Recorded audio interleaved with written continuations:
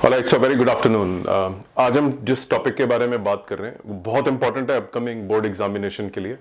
और ये एक ऐसा क्वेश्चन आपको एंट्रेंस नीट या जेई के अंदर भी आएगा।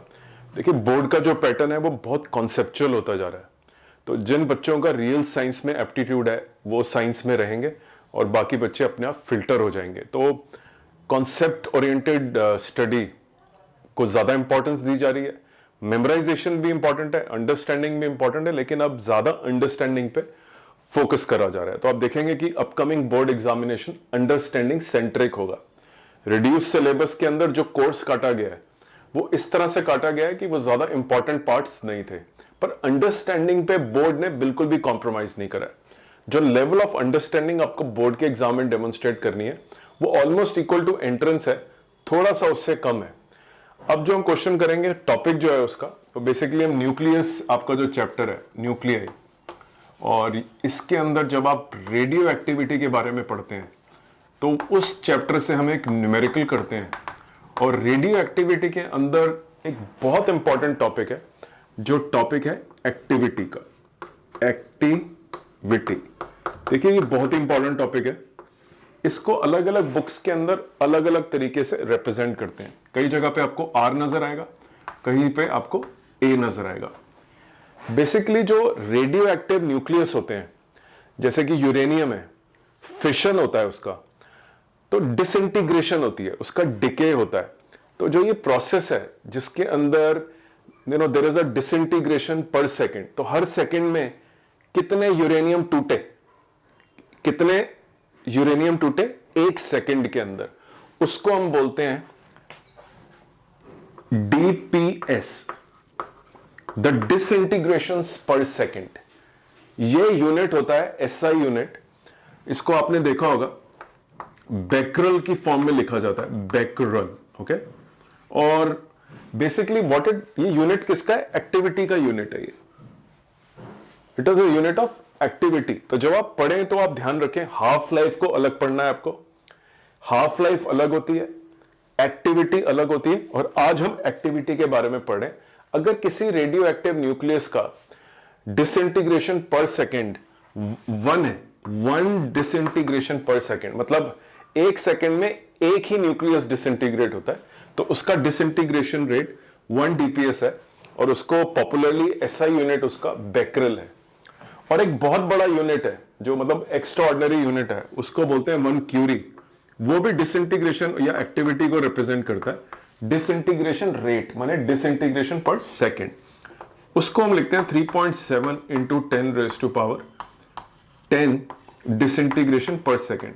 बहुत ज्यादा बड़ा यूनिट है, अलग अलग कंट्रीज में अलग अलग कन्वेंशन होती है, बट एसआई यूनिट बेकरल है। तो activity basically it is nothing but disintegration per second.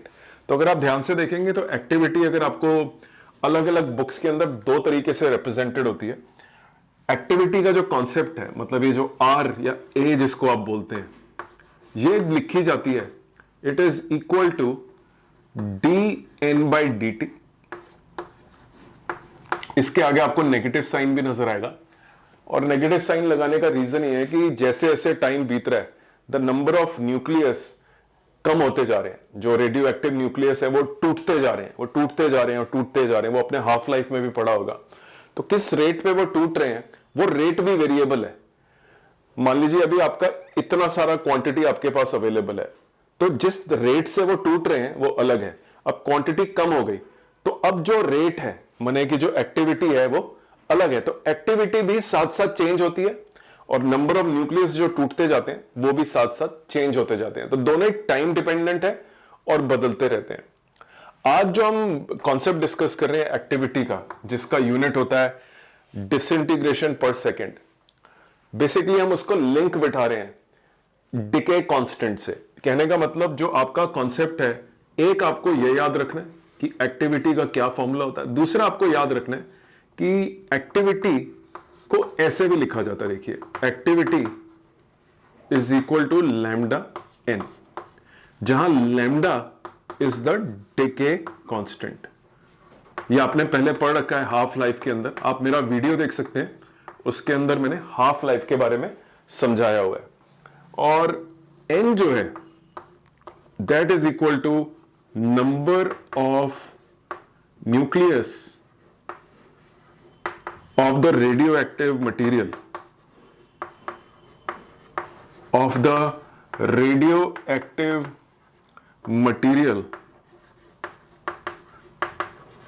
which are left, जो अभी बचे हुए हैं। मान लीजिए आपने 100 से शुरू करा था, अब 50 तक आ गए, तो एक्टिविटी में जब आप फॉर्मूले के अंदर n लिखेंगे तो n is the number of nucleus left, और लैम्डा क्या है? लैम्डा आपको मालूम है, ये दिया जाता है 0.693 डिवाइडेड बाय हाफ लाइफ से। तो ये वाला जो फॉर्मूला है जिसके अंदर हम एक्टिविटी को लैम्डा इंटू n लिखते हैं, इस फॉर्मूले की क्या क्वालिटी है? ये फॉर्मूला एक्टिविटी को लैम्डा से लिंक करता है। तो कोई भी क्वेश्चन जिसके अंदर डिके कांस्टेंट लिखा हो, जिसके अंदर number of nucleus present at any instant लिखा हो, उसके अंदर ये यूज करिए, वरना ये वाला फॉर्मूला। तो ये दोनों फॉर्मूले एक ही हैं। कहने का मतलब आप dn/dt जो लिखते हैं, आप उसको अगर नेगेटिव साइन के साथ लिखना चाहते हैं, you can write it equal to lambda n। तो आपको एक ये आना चाहिए, एक आपको ये समझ होनी चाहिए, एक आपको हाफ लाइफ, ये हाफ लाइफ का फॉर्मूला देखिए, हाफ लाइफ है, ये डिके कांस्टेंट है, और ये एक्टिविटी का फॉर्मूला है। एक्टिविटी को किस तरह से देखिए लिखा जा रहा है। अब आते हैं हम अपने न्यूमेरिकल के ऊपर। ये न्यूमेरिकल इजी न्यूमेरिकल नहीं है, ये बहुत ही कॉन्सेप्ट ओरिएंटेड न्यूमेरिकल है, और इसके अंदर आपको मैं कुछ नई टर्मिनोलॉजी दिखाऊंगा जो न्यूक्लियर फिजिक्स के अंदर यूज होती है। देखिए क्वेश्चन ये है कि कोई एक्सीडेंट हो जाता है, मान लीजिए कोई बहुत बड़ा न्यूक्लियर एक्सीडेंट हो जाता है जहां पे यूरेनियम था, तो यूरेनियम बेसिकली जो है उस वहां पे उसके 10⁻19 फिशंस हो जाते हैं 17 घंटे के अंदर। तो यूरेनियम 10⁻19 फिशंस करता है 17 घंटे के अंदर। और एक आपको नई टर्म जो आपको नहीं मालूम होगी वो है फिशन यील्ड। फिशन यील्ड, देखिए फिशन यील्ड का क्या मतलब होता है? फिशन यील्ड का मतलब ये होता है कि अगर ये 0.03 है तो बेसिकली 0.03 को हम लिख सकते हैं 3/100। कहने का मतलब है 100 यूरेनियम के जब न्यूक्लियस टूटते हैं तो 3 न्यूक्लियस हमें I-131 के मिलते हैं। तो अगर मैं सॉल्यूशन की बात करूं तो मुझे जो यूरेनियम के न्यूक्लियस मिले हैं टूटने पे वो मिले 10⁻19 फिशन, लेकिन मुझे I-131 के जो न्यूक्लियस मिले हैं वो सिर्फ 0.03 मिले हैं। मतलब जो मुझे यूरेनियम से नंबर ऑफ न्यूक्लियस अगर ढूंढने हैं मुझे I-131 के 17 घंटे के बाद, वो मेरे पास जो अवेलेबल हैं दे आर 0.03 इंटू 10⁻19। देखिए ये यूरेनियम के न्यूक्लियस हैं और ये यील्ड रेशियो है, इसको बोलते हैं यील्ड रेशियो। 100 यूरेनियम टूटने पे 3 I मिले, 3 I-131, इसको बोलते हैं यील्ड रेशियो। 100 टूटे, कुछ 3 मिल गए। आपने उससे n निकाल लिया कि 17 घंटे के बाद आपके पास कितने I-131, ये भी एक मटेरियल है, एलिमेंट है, इतने आपके पास न्यूक्लियस जो है I-131 के पास अवेलेबल है। क्वेश्चन को अगर आप ध्यान से देखें उसके अंदर हाफ लाइफ ऑफ I-131 भी दे रखी है, और आपसे सवाल यह है कि 8 दिन के बाद what will be the activity of I-131। 8 दिन के बाद एक्टिविटी आपको निकालनी है I-131 की। तो आप देखिए एक्टिविटी के बारे में अभी आपने पढ़ा, एक्टिविटी के अंदर आपको लैम्डा कई बार चाहिए होता है, यू नीड लैम्डा, और लैम्डा निकालने के लिए आप क्या फॉर्मूला यूज करते हैं? ये इस क्वेश्चन के अंदर अगर ध्यान से देखें तो हाफ लाइफ अवेलेबल है, देखिए ये हाफ लाइफ अवेलेबल है, और ये I-131 की है, तो मैं लैम्डा ऑफ I-131 भी निकाल लेता हूं, which will be given by 0.693 divided by 8 days. देखिए डेज में नहीं छोड़ना होता, हमेशा उसको सेकंड्स में लेके आना है। तो 8 डेज से मैं पहले 24 आवर से मल्टीप्लाई करता हूं, फिर 3600 से मल्टीप्लाई कर देता हूं, जिससे मेरे को सेकंड्स मालूम चल जाए। तो मुझे लैम्डा भी मालूम चल गया, जो मेरे को इस फॉर्मूले के अंदर चाहिए। देखिए ये लैम्डा इंटू एन। तो मेरी जो एक्टिविटी आई है, मेरी जो एक्टिविटी निकली है of I131, it will be equal to lambda times N.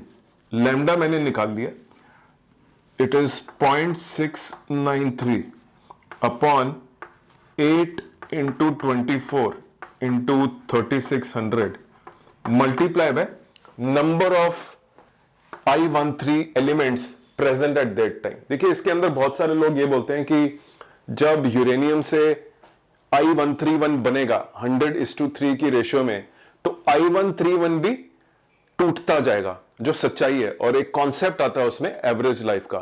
तो क्वेश्चन में ये दिया हुआ है कि I131 जो यूरेनियम से बना 100:3 की रेशियो में, उसका जो आपको डिके है इग्नोर करना है। वो डिके नहीं हो रहा, आप ये मान के चलें, there is no decay available. उस टाइम पीरियड के लिए 8 दिन के लिए आपको इग्नोर करना है। तो आपका 0.693 divided by T half life multiply by the nucleus of I13 present, मतलब n। तो n आपने निकाला बेसिकली, ये आपने निकाल ही रखा है n बेसिकली, कि it is coming in the ratio of, ये आपने n निकाल रखा है 0.03 मल्टीप्लाई बाय 10⁻⁹ ये देखिए आपकी आ गई एक्टिविटी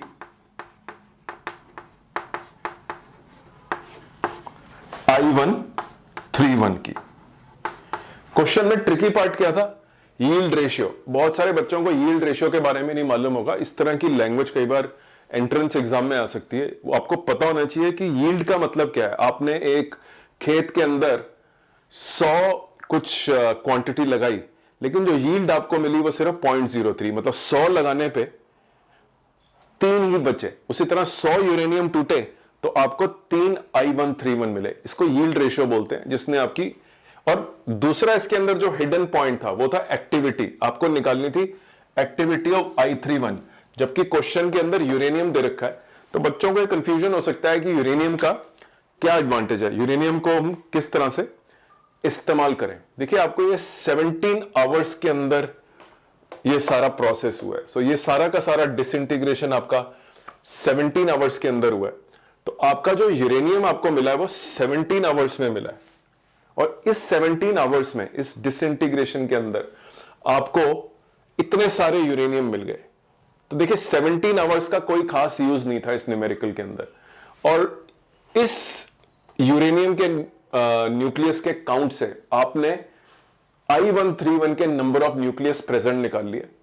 और आपने फिर हाफ लाइफ ऑफ I131 से लैम्डा निकाल लिया, और फिर एक्टिविटी का फॉर्मूला यूज करा लैम्डा इंटू एन। तो आप इसको सॉल्व कर सकते हैं। एक्टिविटी का यूनिट या तो आप बेकरल में छोड़ दीजिए, बेकरल में निकाल लीजिए, या आप क्यूरी में निकाल दीजिए। अगर आप इसको 3.7 इंटू 10⁻10 से डिवाइड करेंगे तो एक्टिविटी ऑफ I131 आपकी क्यूरी में निकल जाएगी। तो आई conduct live classes on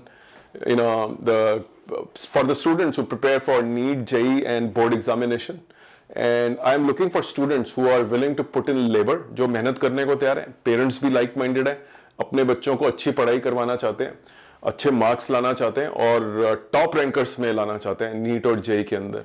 physics एक बहुत बड़ा इम्पेडिमेंट है, बहुत बड़ा रुकावट का कारण हो जाता है बच्चों के लिए, जो उनकी रैंक खराब कर देता है या सिलेक्शन नहीं हो पाती है, क्योंकि physics has lot of logic component to it. तो अगर आप अपनी फिजिक्स को स्ट्रॉन्ग करना चाहते हैं और आप इंस्पायर्ड हैं करियर बिल्ड करने के लिए, और आपके पेरेंट्स भी ऐसा ही सोचते हैं कि करियर बहुत इंपॉर्टेंट होता है आने वाली लाइफ के लिए और एजुकेशन पे कोई कॉम्प्रोमाइज नहीं हो सकता, तो मुझे कांटेक्ट करें। I will be more than happy to help you. For registration you can send me a WhatsApp on the number given in this video. तो अपना कीमती समय देने के लिए बहुत बहुत धन्यवाद। आपका दिन शुभ हो।